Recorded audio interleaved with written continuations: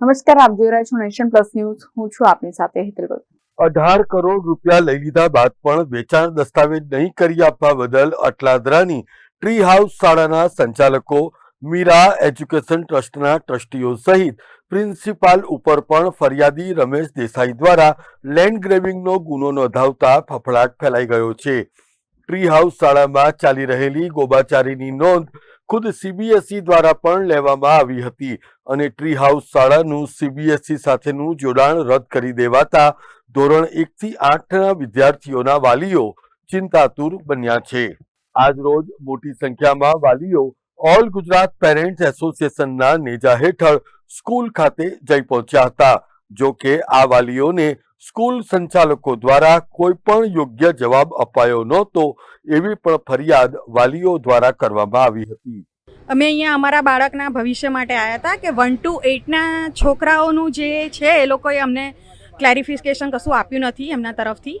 એવું કીધું છે કે તમારે અહીંયાથી એડમિશન લઈને જવું હોય તો તમે નીકળી જાઓ, તમારે શિફ્ટિંગ કરવું હોય તો બી થશે, તમારું જે બી કંઈ બધું હેલ્પ કરવા રેડી છે. પણ એ લોકો એવી રીતના ઓથોરિટી આન્સર આપવા તૈયાર નથી અમને કે અમે તમને બસ તમારું આ લીગલ છે, અમે બધું ચલાવીશું આમ કે તમે એવું કશું બી સેટિસ્ફેક્શનવાળો આન્સર અમને આપતા નથી. 9 to 12નું એ લોકોએ એપ્લિકેશન કેન્સલ કરી છે. એ બાબતે થઈને અમને હવે બી અમે વરીડ છીએ કે 1 to 8નું શું થશે. કાલ ઉઠીને ઓગસ્ટ સ્કૂલ જેમ રન થાય છે એમ થાય છે, બટ પછી ઓગસ્ટ મહિનામાં ઓનર એવું કે જેણે સ્કૂલ ખરીદી છે એવું કે હવે મારે રન નથી કરાવી, તો અમારા છોકરા ઓગસ્ટ સપ્ટેમ્બર મહિનામાંથી કઈ જગ્યાએ જાય અને જાય તો બી એ લોકોને એડમિશન કોણ આપે સ્કૂલમાંથી. એટલે અમારા છોકરા ઉપર લટકતી તલવાર જેવું લાગી રહ્યું છે. અમે અહીંયા જવાબ માંગવા આવ્યા છીએ પણ અમને કોઈએ વ્યવસ્થિત કે સેટિસ્ફેક્શનવાળો જવાબ આપ્યો નથી. અમારી માંગ તો એટલી જ છે કે અમને કાં તો અમને લેખિત આપી દો કે અહીંયા 1 to 8 રન થશે as it is next year માટે, અને તમારે કંઈ બી ડિસિઝન લેવું હોય તમે નેક્સ્ટ યર માટે પ્રિપેરેશન લઈને કરી શકો છો.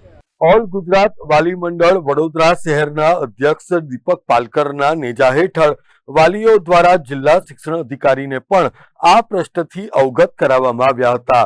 જો કે આગામી સત્રમાં આ શાળામાં અભ્યાસ કરતા બાળકોનું ભવિષ્ય ન રોડાય તે માટે તંત્ર દ્વારા પણ આગોતરું આયોજન કરવું જોઈએ એવી પણ માંગ દીપક પાલકર દ્વારા કરાઈ હતી. આજે આ ટ્રી હાઉસની જે માન્યતા રદ કરવામાં આવી છે, જે આપણને ન્યૂઝમાં જે જાણવા મળ્યું એ પ્રમાણે આજે અમે અહીંયા પ્રિન્સિપલને વાત કરવા આવ્યા હતા. પ્રિન્સિપલ સાહેબ સાથે કોઈ જાતનો કોઈ જવાબ નથી, ઉડાવ જવાબ આપી રહ્યા છે. એ કહે છે કે ભાઈ 1 થી 8 ધોરણને તો પરમિશન છે, પણ ડીઓ જ્યારે આપશે ત્યારે સાહેબ તમારી પર આટલો મોટો ગુનો નોંધાયો હોય, એપ્લિકેશન ઉપરથી કેન્સલ કર્યું હોય તો તમે 1 થી 8 બી કેવી રીતના આગળ ચલાવશો.